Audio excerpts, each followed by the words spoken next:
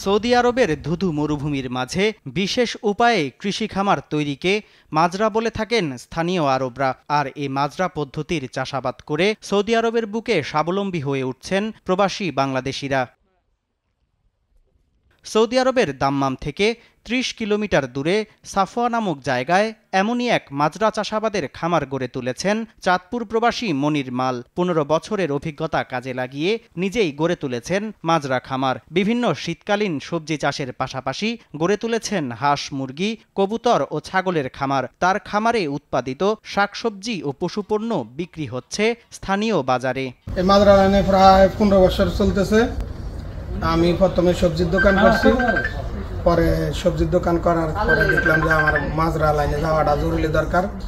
কিছু কিছু মাল আমি মার্কেটে পাই না, ওই বিধানে আমি মাজরা লাইনে আসছি। তো আলহামদুলিল্লাহ ভালোই আছি এবং ভালোভাবে করতেছি, যেটা আপনারা দেখতেছেন। ইনশাআল্লাহ খুব সুন্দর মতো আমরা ফসল করতেছি বা ফসল হইতেছে। মাজরাগুলোতে কাজ করে জীবিকা নির্বাহ করছে অনেক প্রবাসী বাংলাদেশি রেমিটেন্স যোদ্ধা। কর্মসংস্থান তৈরি হওয়ায় পরিবার সহ ভালো থাকার কথা জানান তারা। আলহামদুলিল্লাহ এবছর ইনশাআল্লাহ ফসল একদম বাম্পার ফলন হয়েছে, একদম ভালো ফসল হয়েছে এই বছর। এখানে সার্বিক সবকিছু দেখাশোনার দায়িত্বে আমি আছি, সবাই এখানে আছে, আমরা মালিকের অধীনে সবাই ভালো আছি। আমাদের বেতন, স্যালারি এগুলা সবকিছু ঠিক আছে। টাইম বাই টাইম থাকা, খাবার সবকিছু ফ্রি। স্যালারি প্রতি মাসের প্রথম দিক দিয়ে পাওয়া যায়।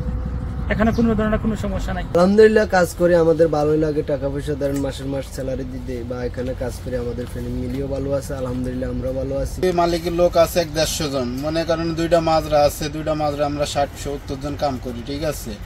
বেতন সেতনে সমস্যা নাই, মাসে মাসে বেতন পেয়ে যায়, খাওয়া দাওয়া সব দিক থেকে ঠিক আছে। ঠিক আছে, আল্লাহর রহমতে টাকা পয়সা যা পাই, ফ্যামিলিও ভালো, সব আমও ভালো, ঠিক আছে, মালিকও ভালো।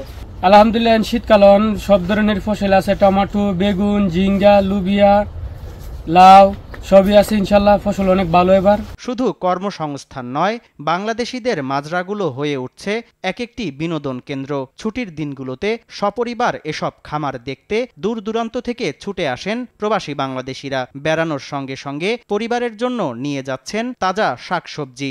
ভালো লাগতেছে এবং আমরা মাঝে মাঝে আসি, তো এটা এখানে খুব ভালো লাগে।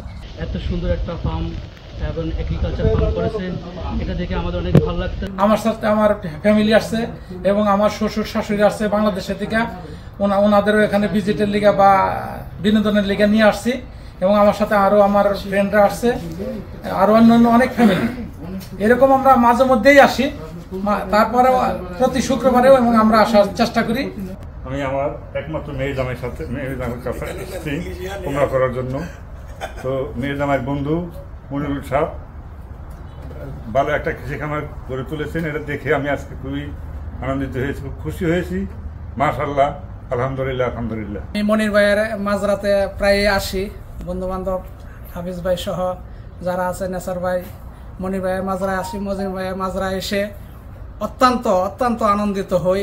প্রবাসী বাংলাদেশিদের উদ্যোগে মরুভূমিতে এ ধরনের মাজরা খামার আরও গড়ে উঠলে একদিকে যেমন বাড়বে প্রবাসে বাংলাদেশিদের কর্মসংস্থান, তেমনি বৃদ্ধি পাবে রেমিটেন্স প্রবাহ, এমনটাই মনে করছেন স্থানীয় মাজরা মালিকরা। আমার আন্ডারে প্রায় ১৫০ জন মতো লোক আছে।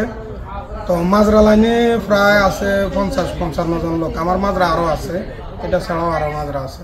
তো ওই সুবাদে একটা চিন্তা ধান্দা করলাম, যদি মাজরা লাইনে যাই হয়তো বা নিজেরা করলে পামু। তো ওই সুবাদে আসলে আসছি। আসার পর থেকে আস্তে আস্তে একটু করে আর কি, একটার পরে দুইটা বা ধীরে ধীরে এইভাবে বিস্তরভাবে কইরা এখন এই জায়গায় আসছি আর কি। সামদানি প্রত্যয়, RTV।